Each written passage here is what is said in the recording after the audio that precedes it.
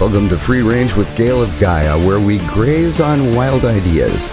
Today, Gail welcomes Rob Gourley, co-founder of Watt-Ahh Technologies, LLC and AquaNew, makers of Wat-Ahh, an energy-infused polarized bottled water manufactured with a proprietary process, and AquaNew is the only company that makes it. They are literally the only cookie in the jar. And now, please join Gail and I as we welcome Rob Gourley to the program.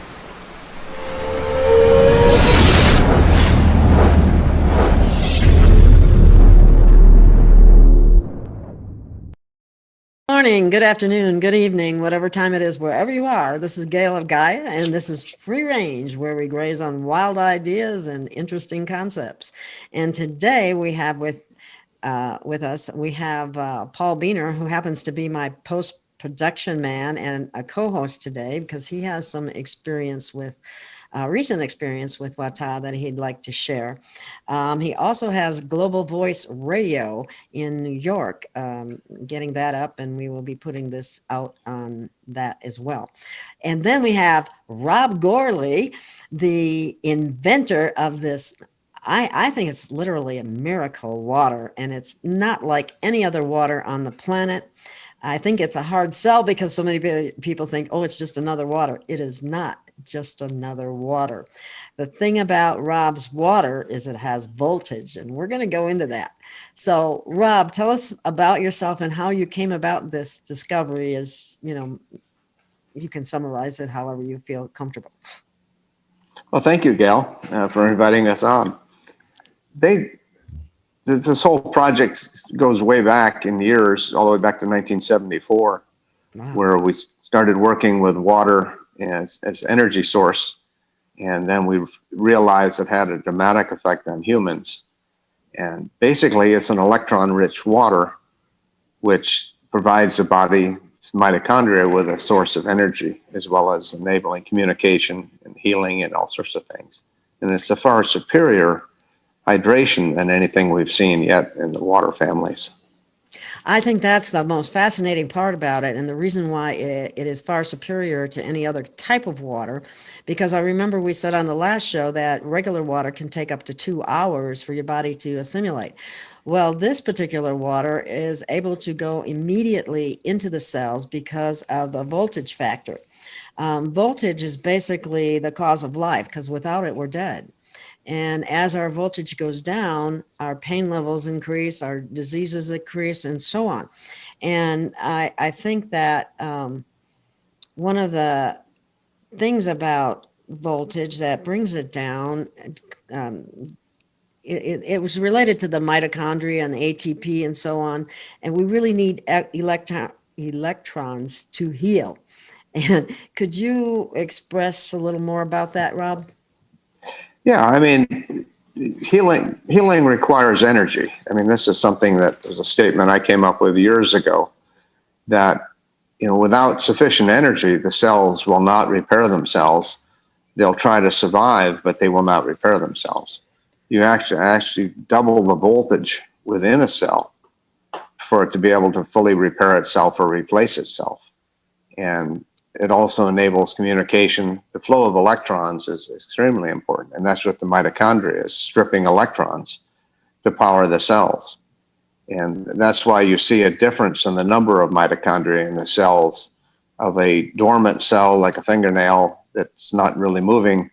There's probably only 5 to 7 mitochondria providing energy for that cell. But yet a muscle tissue will have 30 or more. So because it's consuming far more energy. And through the ATP, what we were seeing in the mitochondria, there was a dioxytetrahydride, or a ditetra gas, that was being produced. And for years, the science world felt it was a byproduct. And now they've realized that it's the fuel source. And so what I developed was a stable form of ditetra that's infused into an ultra pure form of water, which then immediately goes into the cells and starts providing energy. And you know what's so fascinating about that? I just figured out, for example, a man that weighs 150 pounds, 120 of those pounds are water, because we're 80% water. So if we're able to change over all that water in our body, we would be a lot healthier, I would think. And, the other thing that I was thinking about was that you have by the way, I got to put this in front of my face because of my, here is Wat-Ahh. Now you have a lightning bolt on there. Why did you choose the lightning bolt? I know, but I'm wanting you to explain that. Well, what we learned, being a fairly observant individual, what I learned in Florida was that if you water the yard or use municipal water, the grass doesn't die, but it doesn't really grow. But right after a lightning storm, the grass will pop up even at night without the use of photosynthesis. It'll be an inch or so taller overnight, and it's kind of like, how'd that happen? Well, what it is the electrical charge because of the high charge in the clouds where the water is actually dripping through and then forming rain droplets. So what's doing is charging the water with electrons, so the plants are being fed. So, Ponce de Leon, when he came looking for the fountain of youth, he was looking down. He should have been looking up because he would have seen where the energy comes from. A while in Florida. Now you see, in Florida. There's the difference between an innovative and inventive mind and one such as mine, because I would look at the grass an inch taller after a lightning storm and I would say, oh darn, I gotta mow again. You took it a little further and you said you wanted to know why. the wonderful that's the thing about inventors. I think they always ask why. Isn't that, wouldn't you say that's true, Rob? What about grounding? The negative ions for grounding. They always tell us that we should ground. Very, very true. That's why, walking barefoot in the surf line where the surf's breaking, the water is releasing electrons. And you can charge yourself just walking ankle deep in the surf right on where it runs up the beach. Yeah, isn't that interesting? Where in California, they didn't want anybody to be able to go to the beaches where they would have been able to heal. Funny how that works, isn't it? Yes. I guess the censors would say something if we went farther into that. So. Well, sometimes I might not. I don't know. Depending on what we say, I don't like having to censor what we say because truth is a truth. And if it becomes a problem, I'll just put it up on BitChute or brand new tube instead of YouTube in order to preserve that. And that's always available on my website, www.gailofgaia.com. I started having to put all my videos up there to avoid censorship. I had done with Judy Mikovits, and it was taken down by YouTube, and I got a warning for it. So that kind of thing just shouldn't be happening. But back to the cells, Rob.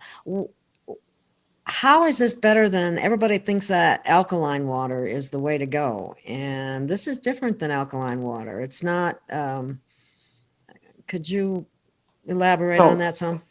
Yeah, I mean, the body is looking for a water that's somewhere probably 6.8 to 7, and neutral-based water, as we refer to it as. When you go into an alkalinity, drinking an alkaline water is not going to change the alkalinity of the body. All it's going to do is mess up the stomach, because the stomach's trying to digest food, and the way it does it is through very strong acids in the stomach. And the pH of the stomach is somewhere between 1 and 1.5. So if you drink a pH water, let's say of 10.5, all of a sudden now the acid pumps are going to go nuts trying to get the acid level back down to where it can digest food.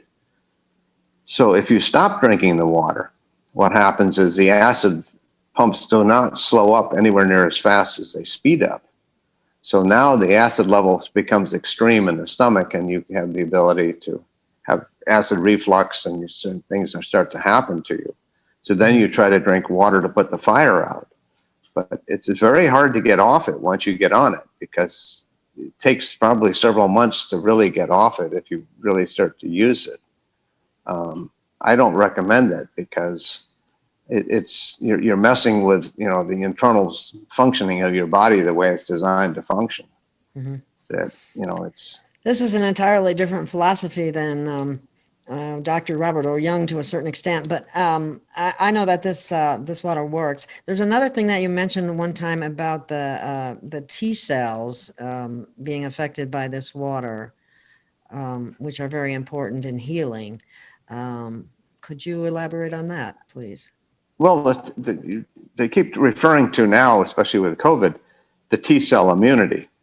Mm-hmm. Now, what's the controlling factor of the T cells? It all goes back to how much energy they have. If the T cells have a surplus of energy, they're constantly cruising throughout the body looking for something to do. If their energy level falls, then they're kind of sleeping in the corner somewhere. So obviously, we want to attack a virus or a bacteria or anything that's attacking the body, that's foreign, as quick as possible. We don't want to let it get a foothold. Yes. And what the doctors are seeing is that certain people have a higher, what they're referring to as a T cell immunity, and they don't seem to be getting sick with the flu viruses or the COVID viruses or the other things. And what it is that the T cells are already cruising around, and as soon as anything shows up, they end up killing it. But it takes energy to fight. So yes, that's the big thing. And people that are in chronic pain or that are have any different kinds of health issues, usually their voltage is lower, because I've read that as the voltage goes down, those types of things have increased, the sickness in the body or the chronic pain in the body. So being able to raise the voltage with a water such as this has a tremendous effect on health. And also it does, it helps with detox. How does that, could you explain that? Well, because it's a crystalline structure, the ditetra gas is a crystalline structure. It has the ability to go into the cell, raise systolic pressures, and push out the toxins. And what it's doing is it'll carry it in the cell, this crystalline structure, and carry it through the kidney without harming it. We've been very successful on the heavy metals, mercury, lead, arsenic, and all these others. And the kidney never even sees it go through because it's shielded. Whereas in normal detox, you'll end up with a lot of kidney issues, a lot of pain in kidney. They'll tell them, especially if they have mercury in some of the really bad ones, that it's going to be very painful. Well, we see the detox where they don't even realize it happened. The only thing they know is 3 months later when they're tested, they have no mercury anymore. That's amazing, because that's true. That's how, sometimes as people start to detox, and everybody's bodies, their terrain, their biological terrain is very polluted. Whether it be fluoride or mercury or aluminum or whatever. And all these things contribute to a variety of health issues, even brain fog for that matter, and Parkinson's and so on. Anyway, I have been drinking the water now for some time. I had a skin issue totally clear up. I've had, I just have more energy, generally speaking. And I try not to drink it at night because it does increase my energy levels. And so I attribute that to increasing my voltage. Now, I know that Paul has a couple of very interesting things that happened with people that he knows that he started with the water. Would you like to elaborate on that, Paul? Yeah, I can a little bit. I have turned a couple of different people onto it. And one person, she suffered from a tumor behind one eye and an aneurysm behind the other. So she had this chronic pressure behind her eyes and persistent headaches, and just basically felt drained. She was a young woman too, correct? Yeah, in her 20s. Jeez. In her 20s. And I actually, she and my son, she's my son's girlfriend, they happened to be in Florida at the time. So I said, oh, okay. Now, if you're in Florida, how far away are you from Sarasota? And they said, oh, about an hour and a half. I said, okay, give me a few minutes. And I immediately got on the phone and I talked to Rob and I talked to Dana and I got on the website and I ordered some cases of water and I ordered it for pickup at the distribution center, or the fulfillment center, and they happened to swing by and pick it up. And this was literally hours it took to put this together.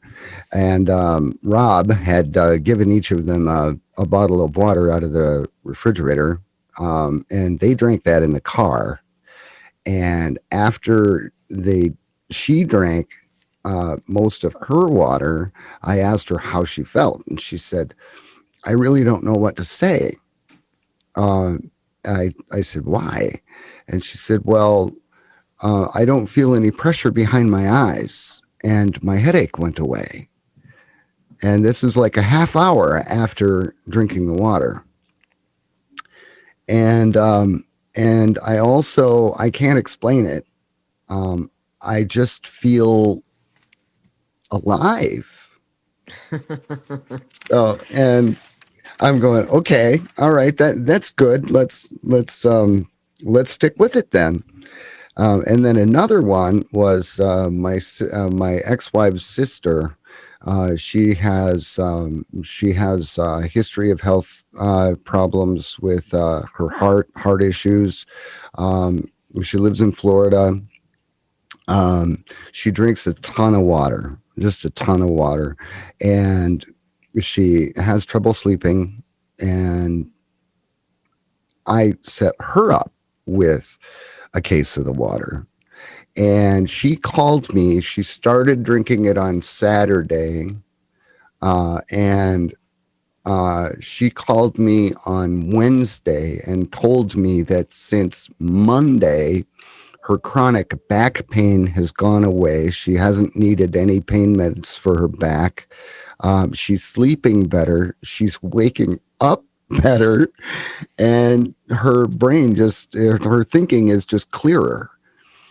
And this was started on Saturday. She was trying to get to a liter a day. Started on Saturday. By Monday, she was feeling better. By Wednesday, she was telling my son, "Get your dad on the phone. I got to tell him about this." So, and the only other testimonial I have is my cat. She won't drink anything else. I put filtered water in her bowl. I put tap water in her bowl. I put Fiji in her bowl. And 2 days later, there's still water in her bowl. I put Wat-Ahh in her bowl. I've got to fill it up again that night. And then I've got to fill it up again the following morning. That's And funny then because my dog preferentially prefers the Watt-Ahh too. And when Yeah. she does, I've noticed that a little while after she'll go get her toy and she'll be wanting me to throw it, and she'll run and get it, and then I throw it and she runs and get it. It's She'll want to play. yeah, You know, she wants to play. that's, Yes, definitely.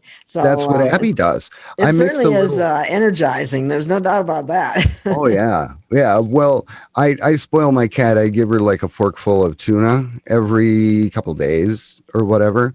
I started mixing Wat-Ahh with the tuna in water, and basically what I believe happened was the Wat-Ahh made such a delicious sauce in the tuna by actually allowing the oils of the tuna to remain in suspension in the water.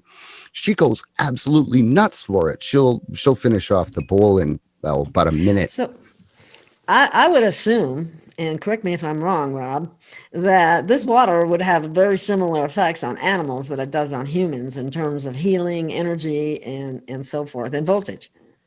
Yes, that's why we have, some of the vets that have used it for years. They use it in healing of wounds, eye issues, all sorts of issues, digestive issues of the animals.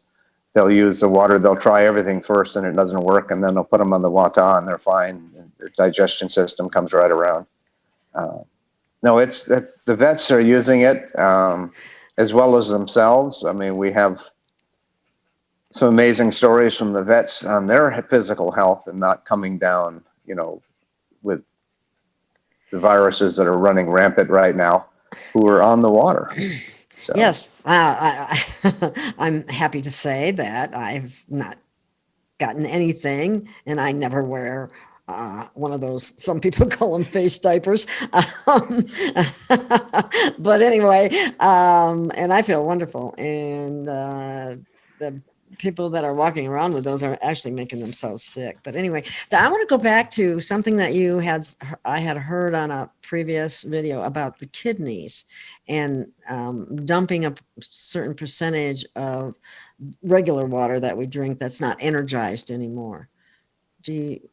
Well, the kidneys strip about 8. If you were to drink let's say an 8-ounce glass of water, regular tap water, you probably only get less than 20% would be absorbed into the body. The other,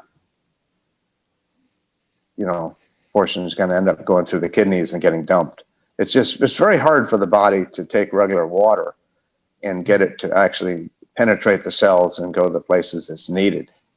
And it will not cross the blood-brain barrier. That's why they use caffeines, and there's several other drugs that can be used to cross the blood-brain barrier. That's why Red Bull and 5-Hour Energy are so highly caffeinated. The only way they can get the chemistry to the brain, which they're looking to try to affect, is to use caffeine. And that's why so many, there's other ways to do it that are, much safer. Which brings me to another point that I think is very important. And I use a particular type of liquid vitamin supplements because our food is de-energized in so many ways, as is our water, by having the chlorine and fluoride and so on, and just making it even more difficult for the body. But what I do when I take those liquid supplements is I put it in Wat-Ahh. And I swear I feel the effect much more immediately, especially when it comes to B vitamins, So wouldn't that, or do you have any information on, or have had any studies to that effect? Yes. Oh, good. Tell us about it. We did some vitamin and mineral uptake studies. This was probably 10, 12 years ago. Wow. We're in the process of doing some more right now. And what we showed was with, vitamin C, which is very difficult for the body to absorb. That's why you take these huge doses and you only absorb a small percentage. Oh, okay. Well, we were seeing over a 500% increase. Wow. Into this tissue. What they were seeing was, they got excited over a 1 or 2% change, and we were over 500%. And then iron, which is another very difficult one, because most women are anemic because of blood loss. It's very difficult for the intestines to break down iron and get it into the system. And none of the supplements have actually really done any real testing. So what we did and what we saw was an 800% uptake iron. So working with anemic women was really not much of a challenge. Oh my You give God, them yes. And a I've good seen supplement in the water and it went right in. I've seen that many times, women that were anemic for whatever reason, taking these large supplements of iron and still not seeing much improvement. And, No. that's a serious problem. But that's fascinating. I have a quick comment about that. Yes. I actually have my Wat-Ahh bottle right here. And I also have my orange juice bottle right here, which starts out life as frozen concentrated, but instead of putting 3 cans of water in it, I put 1.5 cans of filtered water in it. And when I pour it into my cup, I'm topping off the cup with Wat-Ahh. So I'm actually using the Wat-Ahh to help get the vitamin C into my body. Just what you were talking about. I just thought I'd mention that. That's good. We have all these little tricks that we add to make it last longer too. Based on the fact that it starts to detox the body, I would venture to guess that it's suggested, because some people are certainly more toxic than others, that you recommend starting slowly with it. Would that be a correct statement? That's correct. I mean, we've run into some people who are extremely toxic, and we were seeing they were only able to consume maybe an ounce or 2 a day at the start. Wow. And, but then most people, I recommend, probably 6 ounces, 8 ounces the first day. And then, if you're fine, move up to half a liter and then try to get yourself up. Optimum wise, we're seeing somewhere between 1 liter and 1.5 liters a day. And we're seeing dramatic changes even on people. My math teacher is now 97 years old. He was on hospice. We got him on the water hard and heavy, got him off hospice. Now he's playing golf and he's doing fine. Isn't that And so, amazing? but Wow. he's consuming almost over 1.5 liters a day, and he's loving it. Wow, that tells you a lot right there. It's a wonderful water, and it, it's very energizing. You can just tell when you drink it. I don't know how else to put it. And it has a lot of other things that it can do. Now, with the, I also know that you did some studies with the military. We've done So, several studies on hydration, uh-huh. and what they were showing was that it was more than 4 times more hydrating than standard water. And what they were looking for was hydration of the brain, because what happens in athletes and soldiers and anybody that's performing at high levels, just a 2% drop in hydration of the brain, and you basically become a Fruit Loop. I mean, you can't think straight. That's why you'll see all the injuries, in cycling and other things. It's not on the first few laps. It's toward the end of the race where they get dehydrated. They'll Yes. miss a corner, stick their foot in the spoke, or they'll do something stupid because the brain isn't, they're in a brain fog. They're not really functioning correctly. Yeah, you So, actually lose physical performance too. yes, right. And if with a water that has the ability to hydrate as quickly as this does, that makes all the difference in the world. Now, some other things that I was aware of that you studied too was, I remember many years ago, I did an article on altitude sickness and what would be the best things to eat. Now, according to some of the things that you're saying, it would be safe to assume that altitude sickness, which usually takes 3 weeks of acclimation, probably wouldn't be required if you were drinking Wat-Ahh. Do you have anything on that? Yes, there's an article in one of our newsletters of a skydiver and climbers who are using the water. And we now have skydivers functioning at 22,000 feet without oxygen, which is, it's impossible for the average human, but these guys are in Miami. So wait a minute now, if you leave from sea level and you climb to 22,000 feet immediately, your lungs are not going to be catching the oxygen in the air because there's very little to catch. But yet they're doing just fine. Their blood ox is staying up. And what they do is they use the liter bottle with a sippy straw. And so they'll watch their blood ox, and if it drops at all, they take a drink. But we're finding that 1 liter will last about 3 hours at altitude.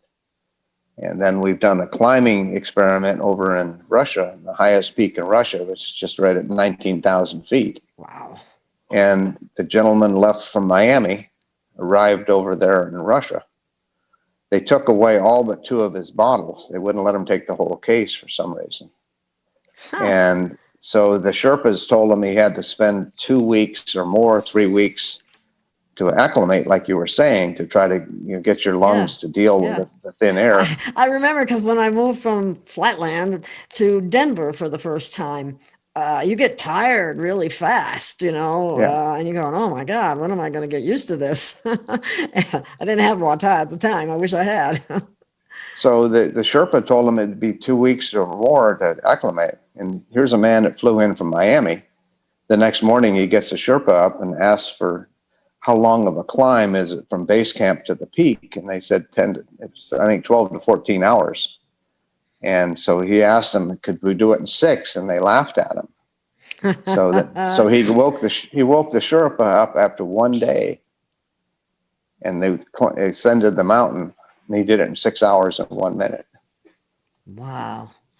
With two 1 liters. And he said if the Sherpa had been on the water, we probably could have done it in under 5. Wow. That's fast. I mean, that says a lot about the water. That's hard to fudge. I'm sorry. Yeah, because what would you do? There wouldn't have been any difference if you were drinking very alkaline water or anything like that. And I think that's the biggest obstacle to get over here in getting people to understand how different this water is. The 5th phase of water is the way that the body utilizes the water. And so that's why it hydrates so much. They even say that people that their appetite, they feel like they're hungry a lot of times, it's been demonstrated they're not really as hungry as they are thirsty, and what they really need is fluids. And that would be, this type of fluid would hydrate them so much faster.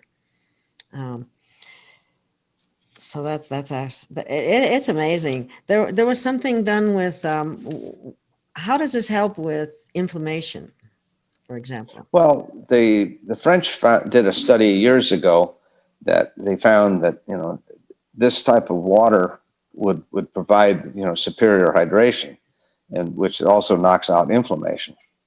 And but the problem was they didn't have the ability to make it, so they had done some theoretical work. And what we're finding very much so that this is probably one of the best anti-inflammatories out there. And it's not a pill. No. That's beautiful. But it's all natural. I mean, Yes. there's the only side effects that some people have complained about is if they drink it late in the day, they have a hard time sleeping at night because the body's so energized. The body's telling them, no, I'm not going to sleep. I don't know what you're doing, I'm but not I'm not tired. going. What's the matter with you? You're just Right. you're just living by a programmed concept of I'm supposed to be tired now. That's interesting. Oh wow. Do you have anything, Paul? Well, I think the the Wat-Ahh website or the AquaNew website refers to it as inflammaging, right? Yes. Yes. So inflammation causes a more rapid aging. Correct. It's just premature aging. It's due to numerous things, but it's due to the oxidative stresses that if you don't have sufficient hydrogens to knock out the oxidative stress in the body, you'll end up damaging cells. Also when the cells lose energy, they don't repair. So now you have these half-built structures that aren't really functioning well. All of us who've been on the water for 15 years or longer have been pretty shocked when we go back to 50th anniversaries at high school and college and take a look around. I bet you look very young for your age. It's like, whoa. And I was the oldest in my class. And the wife's comment was, are you sure we're in the right place? These guys all look ancient. Wow. Oh, that's Wow. funny. I've just got a couple of questions. Well, Go for first it. of all, what can't you do to it? I hear that if it freezes, that affects it. What actually happens to it if you freeze it?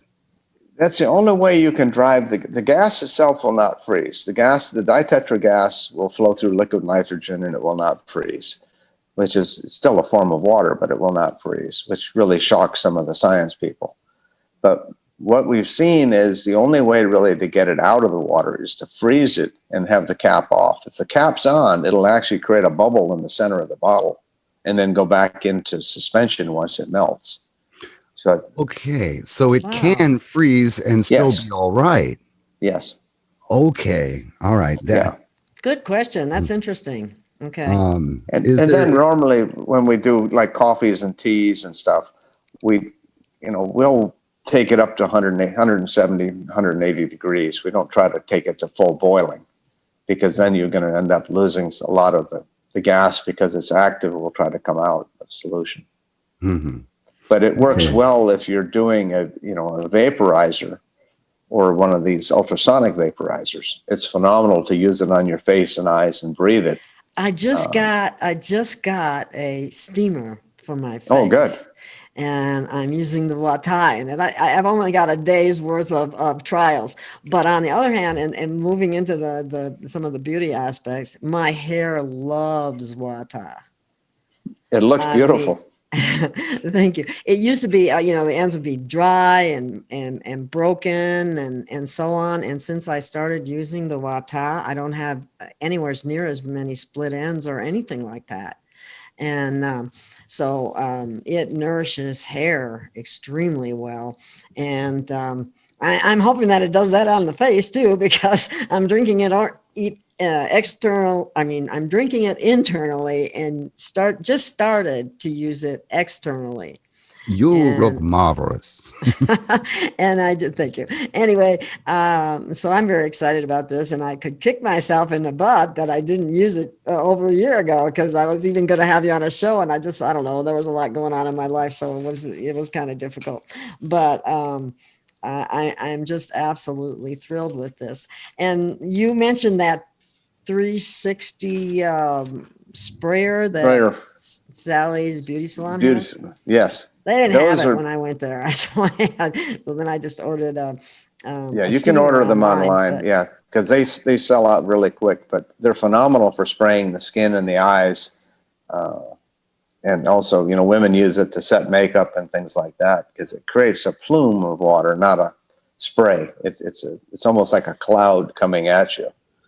I still have to And get some of that. Would that work for the eyes? Now, if someone yes, had macular degeneration, you could spray it in your eyes, or would it? yes. And with this dry eye, macular, cataracts, glaucoma, all those things, it helps reduce the inflammation in the eye. What's Even the if you full weren't able name to of have, that sprayer? It's Sally's Beauty Supply sells it, and it's called a 360.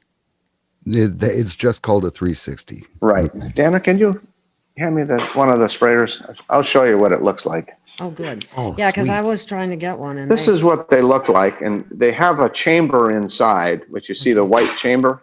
yes. And what it does is when you squeeze it, it pumps air into it. So then it creates this ultrafine mist. I don't know, you can't even see it.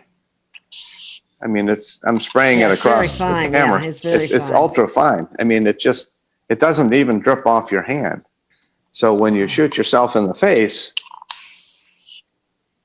you don't have to close your eyes. Wow. But it's called a 360 sprayer. Miss Sprayer. I got to get one of those. There I don't it have is. one of those yet, because sometimes you don't have time to steam your face, Yeah.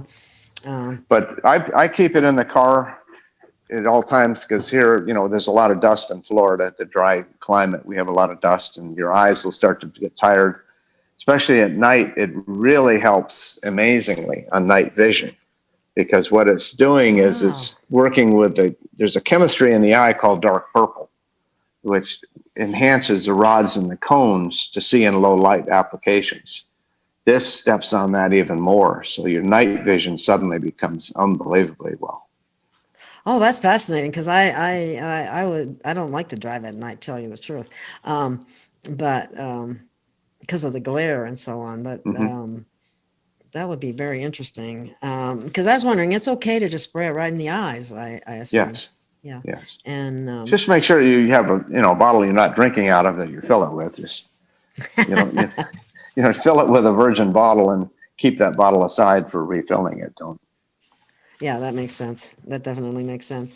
Let's see, there was something else on the I was reading something about, okay, I'm sorry if I'm jumping around here, but I've been so excited about some of the things I did. Last time we talked, I didn't get to see as much as I had, I have this time. And I noticed too that there were some people that had wounds and the scarring was minimal. Correct. That's because you're enabling communication. When you have a wound that is badly scarred, what it is lack of communication. So that the stem cells don't really understand what to do, so they're trying to fix a hole, so they'll throw everything at it. So you end up with a complete mishmash of tissues, where if you have proper communication, then it's rebuilt properly. I mean, we've seen nerves regenerate in a matter of days when they soak a wound versus months or a year to get the nerves to reheal. Wow. And what they do is they soak the bandage with the Wat-Ahh, and the nerves will heal. If it's a fresh surgery, the wounds will heal extremely fast. I'm talking a matter of days, not weeks or months. But the nerve systems will also repair themselves almost immediately. So it's really fascinating in that aspect, because it's all communication and also energy. It goes back to the scene of energy. Yeah. And voltage. Right. Yeah. Boy, that Voltage is actually, just so you understand, voltage is energy potential. Oh, so when okay. when you raise the voltage, you're raising the potential of the energy. Ah, So okay. that's why, you know, sometimes the word is used a little bit strange, but Yeah, because once you people wouldn't raise the understand what do you really mean? How can that voltage be? is actual, you know, the easiest way to describe it, voltage is like pressure on water.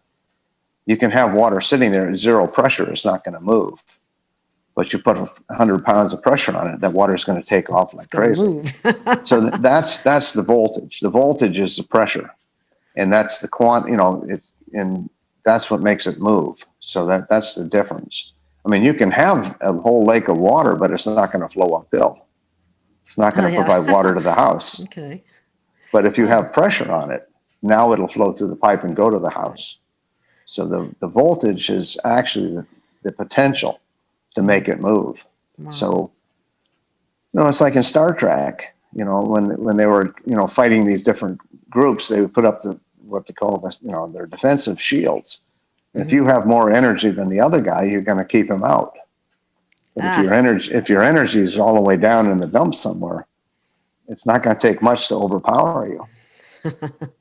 So one of the things that's going on here, am I understanding this correctly, is membrane traffic between cells is energized through this whole process.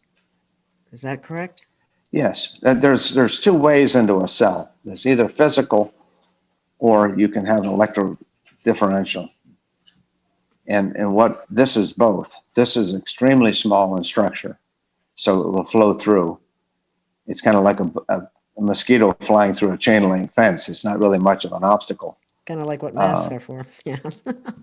But, well, that's another story. Anyway, I'm sorry. I shouldn't put that in there. But Oh, anyway, no, go ahead. that's all right. But then the other thing is the electrical potential difference. So it's gonna jump across very much like an electrical arc going across somewhere. So once you get enough potential, it'll jump from one side to the other. So the water has both things working for it. And that's why they were seeing in the military that, you know, 4 liters of water and the brain was not hydrated. 1 liter of Wat-Ahh, the brain's fully hydrated.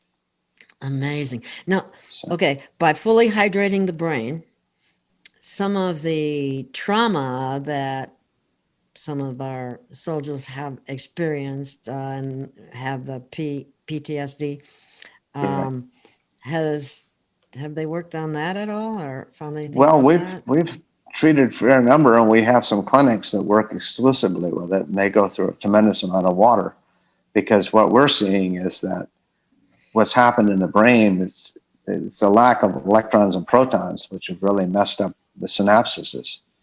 And in the structure that I've created, what we've done is by adding the electrons not only to the hydrogens, which flew in the face of science, which is now we've been able to prove that hydrogen can carry more than 1 electron.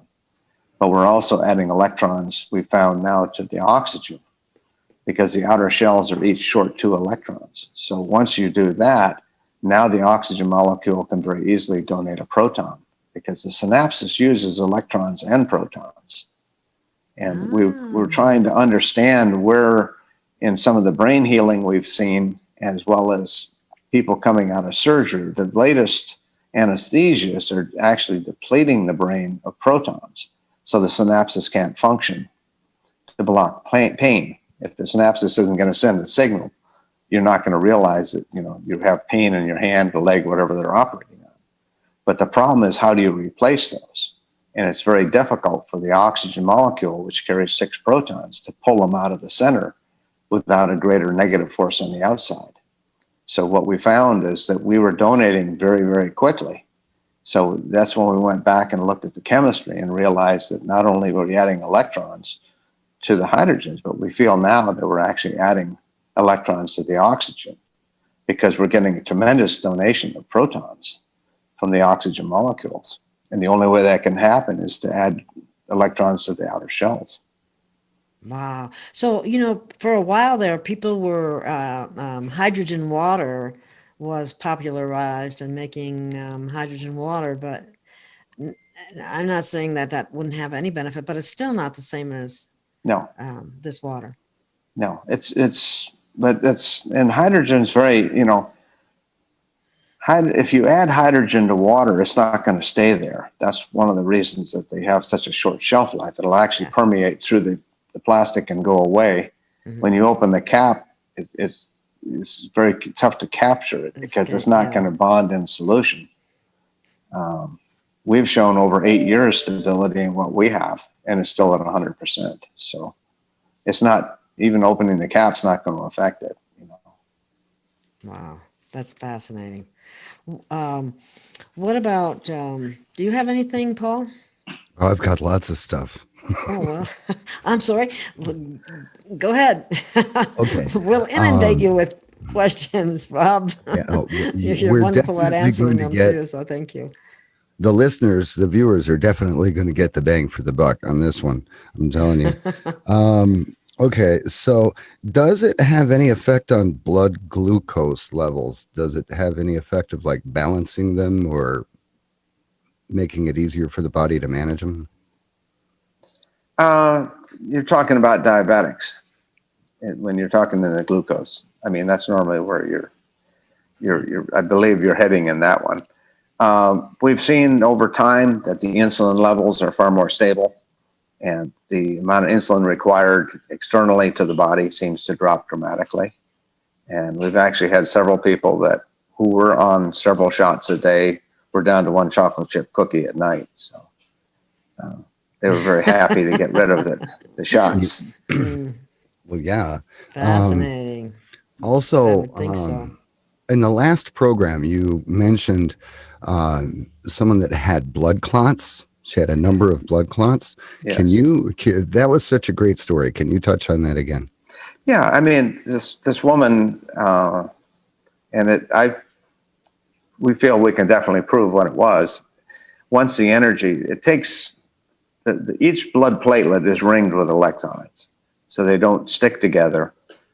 But they also have a secondary effect that the blood flows easier because they're ringed and they stay apart. So now everybody's just traveling down through the thing. And once you lose the negativity of the veins and arteries, you end up with a lot of bruising. That's why you see older folks, if you touch them, grab their arm, you'll bruise them. And what's happening is that they've lost the grounding effect of the negativity of the blood, of the veins and arteries. So now the blood is dragging along the side of the wall, and veins and arteries are not watertight. They rely on electrical charge to keep the blood in the center. So when you squeeze it, it'll suddenly just permeate through, and that's why you'll leave fingerprints, especially people who are on Coumadin and blood thinners. That, those people, you touch them and you'll leave a bruise on them, and somebody thinks they're beating them. No, you just, and stabilize them or help them out of a chair. And they give people those blood thinners that are very toxic. I call them rat poison, but anyway, I have a sister that has a clotting issue, and I'm going to have her tell her she needs to watch this.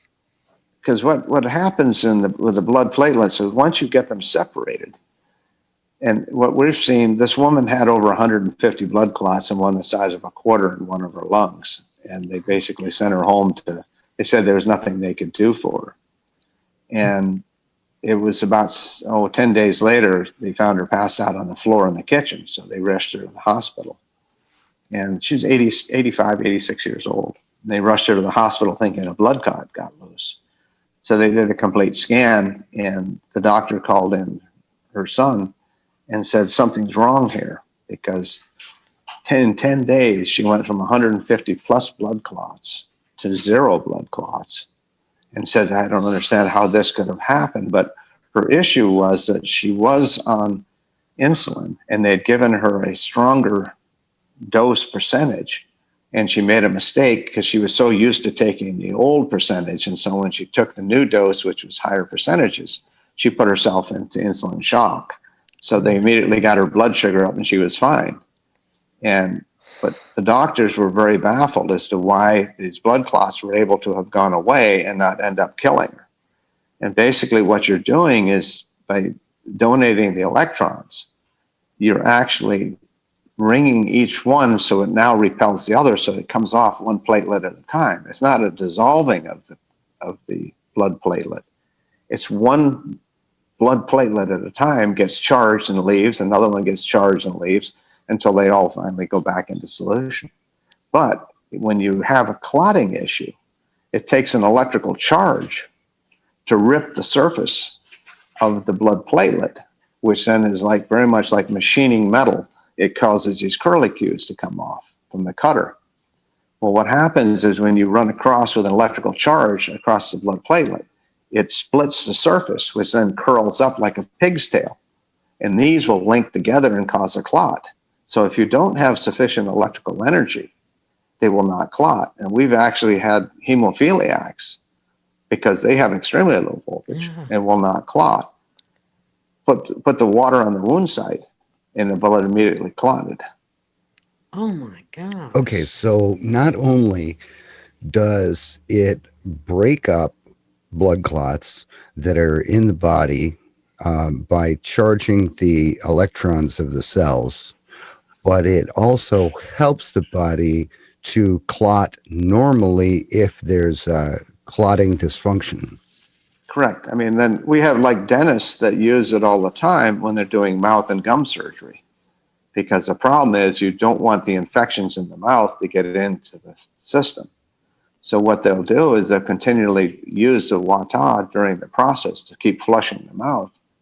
And they have virtually no infections. And then the healing is normally within a day or two, they've already pulled the stitch. 2 or 3 days max, they've already pulled the stitches and they have healing. So that they're avoiding an open wound in the mouth, which can then end up becoming quite serious, and they actually become fatal because you can end up with a blood infection that'll kill you. Well, also infections even remotely near the vicinity of the brain are really bad idea. Is there anyone that shouldn't use Wat-Ahh?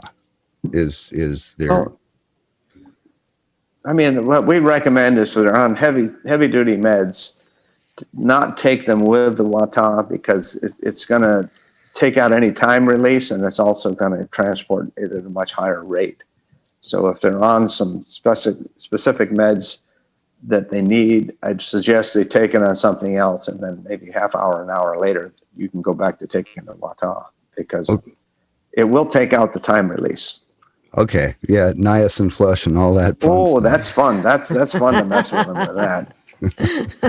That's the way I show the doctors what happens. You give them a niacin tablet with regular water, and then the next day you have a bottle of Wat-Ahh and hand them a niacin tablet. And they look like a rose within about 30 seconds, and they go, "What happened here?" And I said, "Well, that's what a great way to and non-toxic way to prove something. That would be nice great. and flush. That's awesome. It really is. Wow. And you know what I have seen, because I've worked with elderly in the past on 20 different medications, and I'm going, and when you think about all the toxins and residues and things that aren't going to be absorbed, and then then they're increasing the dosages and so on and so forth, how potentially fatal that could be.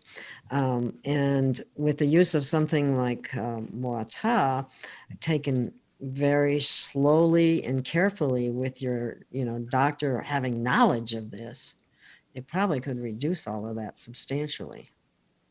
Well, aren't pharmaceutical companies actually using Wat-Ahh or the heavier duty version of it to as a base for some of their medications they're manufacturing? Well, some of the medical products are using our water, yes, and it's not like anything they've ever seen because it's a better carrier and it's non-toxic. Most of the interesting thing about most of the drugs that are given to people, it's not that the actual drug itself is toxic, it's the carrying agent. And then the other scary thing is the carrying agents don't have to go through medical testing. Mm-hmm. So that's why in the past they used mercury, they used aluminum, they used all sorts of things that are, everybody in their right mind knew that these were extremely bad, but it's the only way they could get these things into the blood was to use these toxic transporters. Well, what we're seeing is that you don't need to do that. You can use something that's far different, that's non-harmful to the body, that's actually beneficial. So there's numerous products that are being made right now. Okay, so right along that same line, I mean, medications, like you say, they used to use aluminum, they used mercury, they used all kinds of crazy things as carrying agents. Doesn't Wat-Ahh actually reverse heavy metal Yes. toxicity? Yes, it pulls it out. Okay, Yeah, so we've done some of the older dentists that spent years, I mean, 20, 30 years or more, mixing amalgam fillings in their hands. I mean, you'd see them holding their hand out like this, and they're sitting there mixing the amalgam filling and then putting it in your mouth. hmm. And those guys, their mercury levels are off the charts, but we've been very successful in pulling the mercury out of them. So And it would have an effect on EMF toxicity and EMF correct. radiation effects. Yes. Yes. Okay. Because that's basically radiation poisoning, right? Mm-hmm. Which mimics certain other things that are very popular today. If you know where I am, what I'm talking about. So is this water affected by EMF? No. No, this is the only water we found that is not. And it was tested, they took a bottle of our water and placed it on a mainframe computer and left it there for several weeks. And it did not change one iota. Regular water, within hours, you completely change the structure. So when it changes the structure and someone drinks that water, are they able to absorb any of that water then? Or how does it change it? I mean, what changes? Well, it has a tendency to do a lot of bad things. I mean, we'd have to have a whole show on that, and I'd bring in one of my physical chemists to sit down and explain to you well, To be we just clear, might we're have to do that talking- because that would be very interesting. all the evil things that are going on at that point. But Okay, to well, be clear, we are talking about another water, a different water set on a mainframe, getting molecularly changed by the mainframe, and we're not talking about Wat-Ahh being changed. correct. Wat-Ahh is safe, but the other stuff changes. Correct. It becomes quite evil, actually. I mean, it actually becomes to the point where it's dangerous. That's how bad it can become. And that's why we don't recommend that people with regular water put it next to their computers or other things, because the water is absorbing the EMF from these things that are out releasing it. We're trying to work right now. We've got a project we're working on with some of the airline pilots, because these poor guys are surrounded with equipment that's basically microwaving. Yes, even the I have a friend who was a stewardess, and oh my goodness, she has numerous health problems, and I think it's a result of EMF, especially overseas. You know, when they go overseas a lot, I think they have There's very EMF coming high through radiation in through the cabin. There's also the electronics. They're also dehydrated, so the cells can't defend themselves. We've done a 10-year study on healthforflightcrews.com. You can go look at that. And I would love to. Yeah, it's pretty scary. Especially since they're flying, you know. Well, yeah, I mean, the first couple of years are okay, but after that, I mean, you take a look at, like, when Sully, the guy that landed in the Hudson, I thought he was in his, 60s or 70s. He was only 50, I think 54, 55 years old. And he had to retire right afterwards for medical reasons. I mean, he looked like a fossil. Wow. I mean, I hate to be that rough, but I mean, but they're totally dehydrated. The cockpit of the aircraft is 20 times drier than the Sahara. Oh my! That's how dry it is up there because of all the heat from the electronics and everything else. And then the cabin, it's only 10 times worse. Wow. It's only 10 times worse. So what's happening is you're being, totally dehydrated. And once you get up in altitude, you don't have the atmosphere to protect you as much. So now you have the EMF coming in through the universe, coming through the cockpit, through the actual fuselage and getting you. So long duration of flights, that's why you'll see in this study, the first couple of years, the flight crews did quite well. And then that's when things really start to go downhill. And virtually nobody in the flight industry retires from old age. They all go out for medical reasons. And it's everything from skin issues, eye issues, brain issues, liver, kidney, organ issues. And you'll see all the breakdown. It's called healthforflightcrews, plural.com. And it's like a 30-page report that was over 10 years in piling the information. It's pretty scary. Wow, I'm going to have to take a look at that. That's fascinating. So this would be something that would help them a great deal, right? Yes, that's where we're working toward it in one of the major airlines to get it into the flight crews. I mean, if you only take an hour or 2 hour flight once every 6 months or once a year, it's not a big deal. But these poor people are exposed to it every day, all Every day. day, yeah. Wow, that's amazing. Let's see. Did you have more, Paul? Oh yeah. Well, good. And I'm getting more as we go along. Good. Okay, so we've covered oxygenation function. We've covered the niacin flush, dead versus living water. I would look at Wat-Ahh as a living water with the energy of life in it, as opposed to like a dead water, which I don't know. I don't know what other sources of dead water would be, but I certainly know my cat likes Wat-Ahh. My question is, there are brain things that go on. The brain is an electrical device, right? Correct. Oh, you have a water that has extra electrons that's able to donate protons, and it can support the electrical function of the cells and the brain in general. Correct. What effect, if any, with issues with the brain where there's an unnatural condition of like the myelin? Am I saying that correctly? Myelin sheath, yeah. You know, the myelin sheath that breaks down. Is Wat-Ahh beneficial in supporting the myelin? Well, it's beneficial in supporting the stem cells and T cells in the body. So, I mean, the brain is really interesting, and that's why they tell you if you stop using it, you start to lose the function. What happens is there's a group of T cells that actually have little, what I call voltometers, and they can measure leaking of current. And then the myelin sheathing is built heavier. If you use it constantly, and there's more information flying through those conduits, and it's leaking through, the little T cells will then increase the myelin sheathing to prevent it from leaking. So you can rebuild it. You can rebuild the brain by exercising it, but you need to use it. But you've also got to have the energy to rebuild it. They can want to do it, but if they don't have the energy to do it, it's not going to happen. So it all goes back to the basics of having a surplus of energy. So now the body can utilize this to go out and repair things. Otherwise, things need to get done, but they aren't going to get done because there isn't sufficient energy.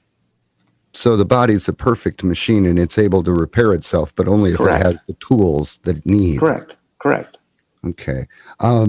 It seems to me I was reading somewhere that MS had something to do with myelin or something like that. Yes, it does. It breaks down. It breaks down. Yeah. So increasing the energy to support that myelin, okay, that should be beneficial then. Just the idea that the cells are able to communicate with each other more effectively as a result of being hydrated properly and with sufficient electrons, I would think would make it possible for whatever condition was able to heal. Correct. And then also what you're seeing is that when you have a wound site, you have the body is trying to let the rest of the stem cells and T cells know that there's an injury. And what this does is amplifies that signal. So redox signal. When you cut yourself, it sends out a redox signal. This was discovered, I think, by the Germans in the 50s or something. They could actually measure it. The bigger the wound, the louder the signal. So it's kind of like in the old days of a fire alarm. Most of these young kids wouldn't understand, but you had a glass on the corner and it was broken and you could tap in 1, 2, 3, 4, or 5 alarm fire. So they knew how many firemen to send to put the fire out. Well, by amplifying the signal, you get far more workers coming to the wound site to actually repair it. If you have a weak redox signal, especially in dry areas or in some of the areas that are too dry or too wet, it's difficult. The lungs are very hard to heal, and also the kidneys because they're so wet. But once you flood it with electrons in that water, now they can communicate. So we see a lot of very interesting repair work going on in the kidneys and the lungs, but also on super dry tissue, you don't have conductivity. So once it becomes moister, it now has the ability to communicate, and then things start to repair. Well, I can't wait to replace my 120 pounds worth of water. Yeah, I thought, wow, how many days does that take to replace that? And the other thing of that is thinking about Dr. Emoto's water studies of how words affect water. Have you looked at that at all, Rob? They've actually tested the water. His son is now, he passed away. Yeah. You're talking the ice, he passed away. His son, Yeah. yes, The crystals, they have looked at the crystalline structure of the water, and it was totally unique of Wat-Ahh. Yeah, it creates a very different crystalline structure. Is it? I haven't seen it, but I had some of the people with the photonic cameras that had gotten the water to them, and because they did work for them, and they were telling me that it was something they'd never seen before. Oh, wow. If you ever get that, I'd love to see it. Maybe we should have another show on it. That would be awesome. When we were talking before, Paul, about the tumor, and a lot of times now I know a young woman from not that I knew years ago who ended up with a brain tumor too. And what you have is people that still hold their phone up against their ear. There's a high degree of cancer that results from, or tumors, I should say, that results from that. Well, just from what we've talked about, just in the show, we've drawn a correlation between electromagnetic radiation, being electromag pollution, that changes the molecular makeup of water, and the body is 80% water. So if you have a device, radio wave next to your noodle, it's going to be affecting something. So I think we've already covered that in kind of a roundabout way, and yeah, we've already set a basis for that. There was one other thing that I was trying to think of that I wanted to I thought of say. something. While you're thinking of that, I'm going to ask you, one of the first things people always ask me is this micro-clustered water, because that got a lot of press for a while. Well, the structure is extremely small because the ditetragas is only 2 water molecules. And the oxygen are diatomic with the 4 hydrogens. And that's the gas itself is extremely small and clustered. It's down to basically just 2 molecules.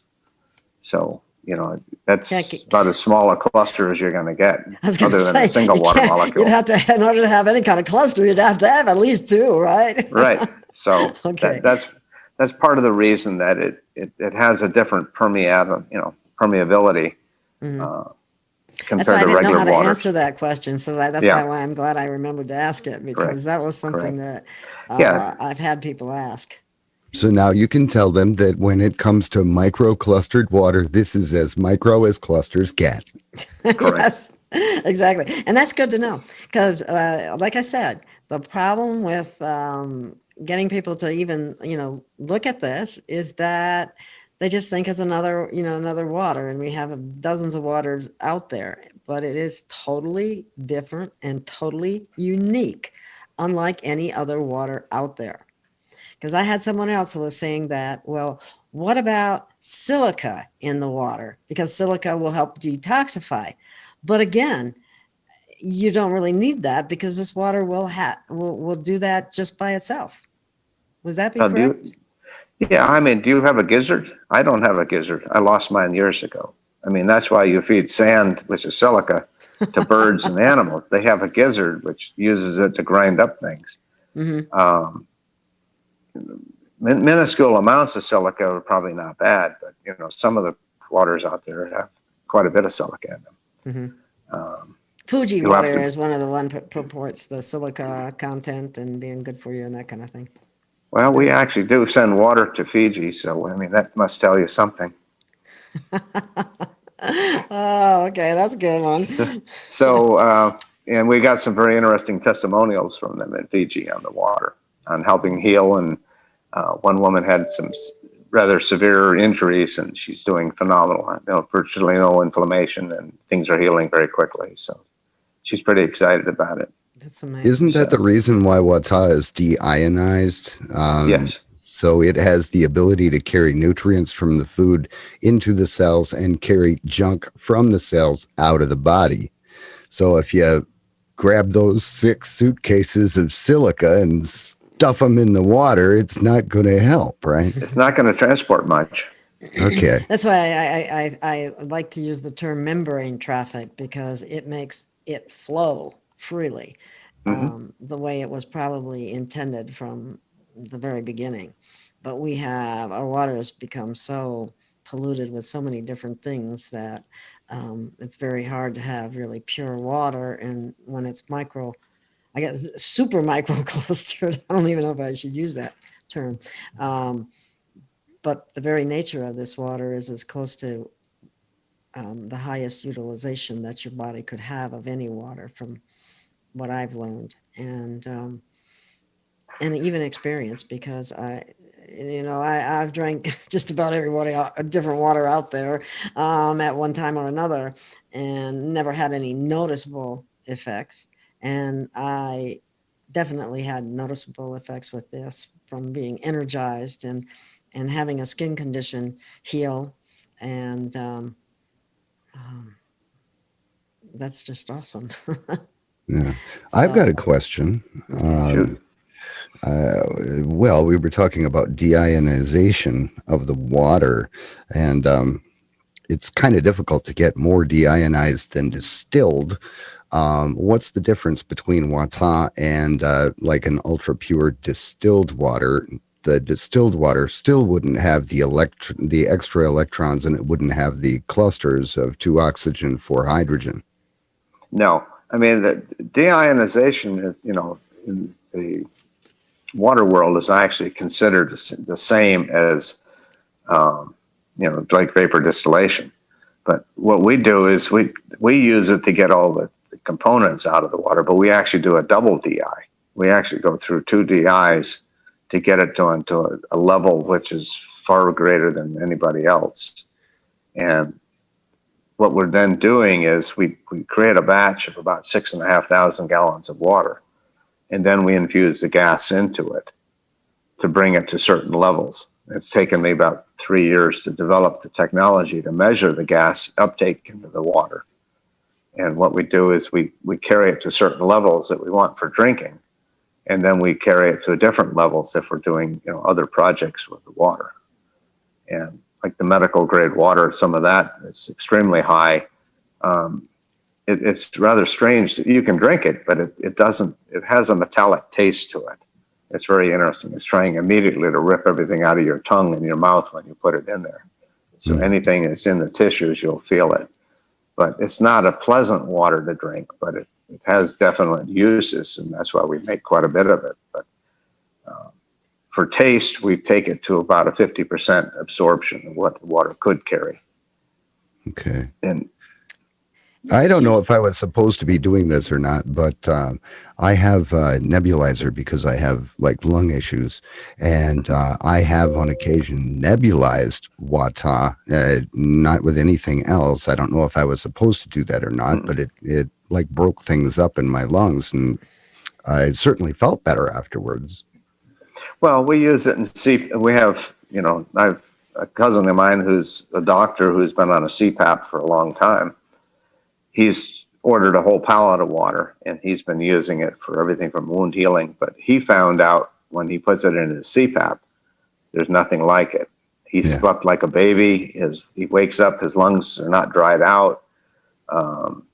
his equipment is not getting all rather funky after just a day or two. Gunked up. Right. It makes a big difference. Speaking So it of would help people with pallets, COPD? I'm sorry. Yes. Yes. okay. Speaking of pallets, I did send an email off to Dana. I don't know if she got it or not. I wanted a quote on getting a pallet shipped up here, because I do have a loading dock right next door to me, and I have permission to use that dock. So, Oh, good. I'll ask her. okay. I'll ask her, Paul. That's another thing, Rob. Is there any places out west that have the water, or how? Is there some way that we could? Is a retail store allowed to carry the water, or? Oh, yeah. Yeah. I mean, we have different stores in, Texas and Florida and Georgia and other areas. You have to go on the website to find their locations that, do purchase the water in large quantities from us, and then they resell it. I got to find a place here in Arizona. Well, in Arizona, we don't have anybody right now, but the best you have to see a water company that sells numerous pallets of water to different families. What we see time and time again is people will buy 1 or 2 cases, then it'll go to 8 to 10 cases, and the next thing you know, they're buying 56 at a time on a pallet. And then they have their whole friends and family on it, and then all of a sudden they're buying 2 pallets at a time. So I have yet to see anybody else buy bottled water where they're buying almost a ton of water at a time. Uh-huh. And this is what we see all the time. We ship an awful lot of pallets of water, which Wow. is, and they I use wish it I had for, a place I could keep it, because I would go. Yeah. I would do that. and I really would. the price. There's also a price difference. When you do that, the price of shipping drops dramatically, and also there's a dramatic savings in the price of the water. So Oh, it's yeah, 'cause- very worthwhile. Definitely, because the shipping is one of the things that drives the price up, and it has nothing to do with the water itself. No, So that's pretty amazing. Do you have? Oh, I got another question. What about glyphosate? I've had some really good results with that, where we've had, one gentleman in particular was spraying almost 500 gallons a day commercially. And he started to lose feeling in his hands and up to almost up to his elbow, and his legs up to his knees. He was losing sensation. And we ended up, first of all, getting him to stop playing with that stuff, because it's extremely, God. it's the first agent. It's the first thing in Agent Orange. I mean, if we didn't learn our lesson in Agent Orange and what it did to the military, I don't understand what they're doing with this. But what we were able to do is to pull it out. He's now has full feeling. He's doing fine. He's, no longer having the nerve damage he was having before, and all sorts of issues. And he's doing very well. And, So technically, somebody could do on their own self, because I know that there are tests out there. I can't think of what the lab is off the top of my head right now, but you could actually do a urine test and see what the level was, and then do the Wat-Ahh, and in a period of time, see what the level see where was your later. numbers go. Yeah, see where your numbers go. Yeah, because that substance, I don't care what they say, is responsible for a lot of issues. I mean, you can show just you can show things that are quite striking.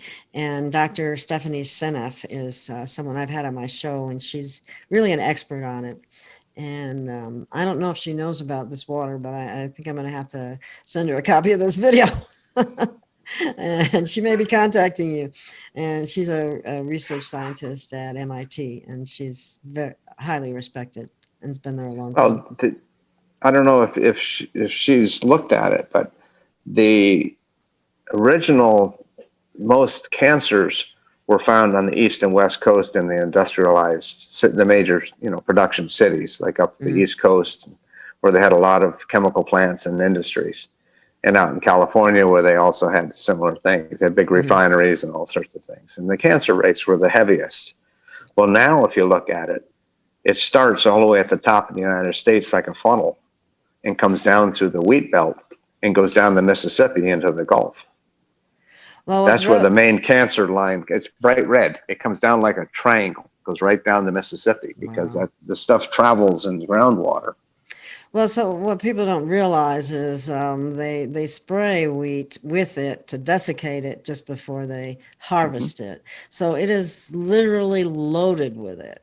And even low levels have proven to be very toxic to humans and animals. Even if it's supposed to be organic, they That's what I still heard. spray it to I desiccate haven't, it afterward. yeah, I haven't been able to vet that exactly. That if it's organic, I don't see how they could possibly use it afterwards to desiccate the wheat because it's Well, that's not herbicide. raising, that's not, they don't feel it's an issue because they're not raising the product with sprays. This is That's an after issue. yeah, I Yeah, understand.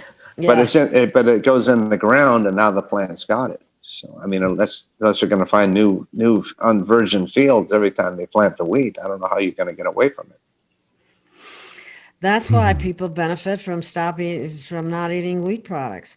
That's why people who have gluten issues is really a glyphosate issue.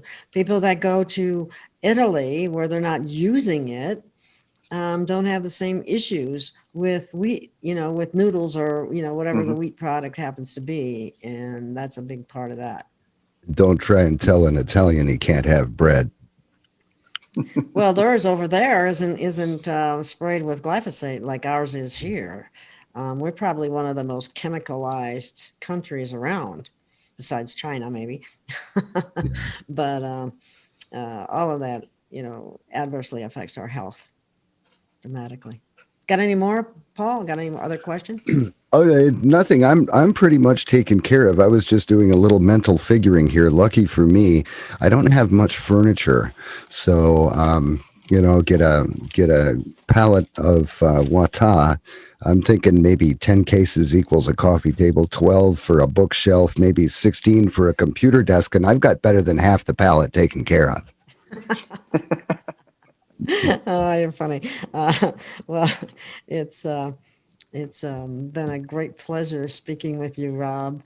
Well, And it's I great think to we've see pretty you. much, I think we've covered most of the questions. I may think of one after we stop the show, which sometimes happens. You know how to get a hold of me. I sure will. And this is so fascinating. Maybe we might do it again. Who knows?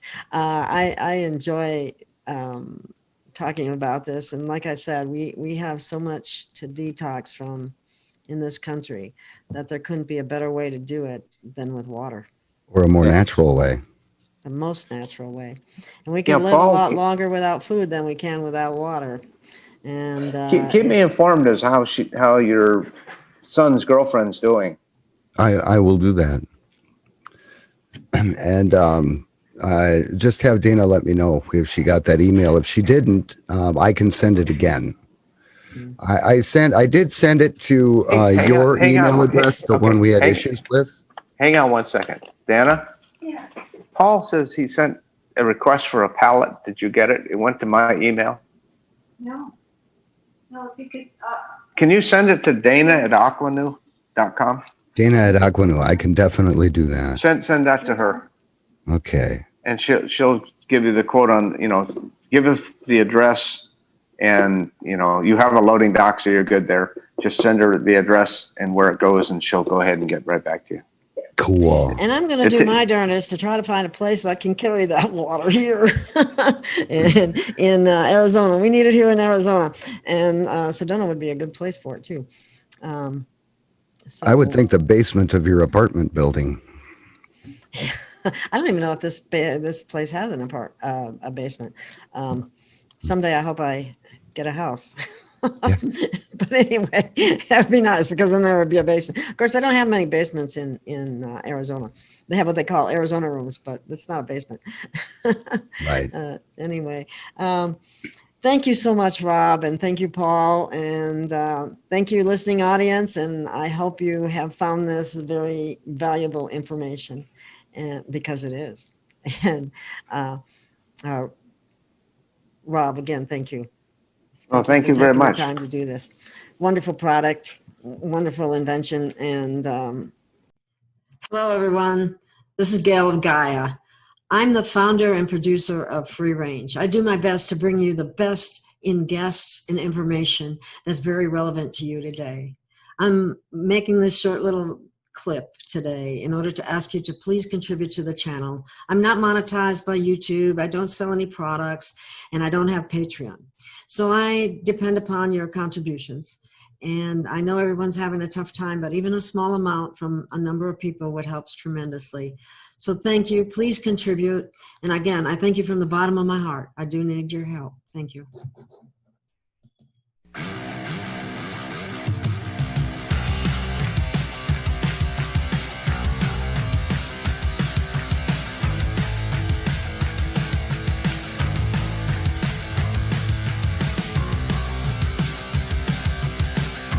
This program is not intended to treat, diagnose, prevent, or cure any disease and should not be considered medical advice.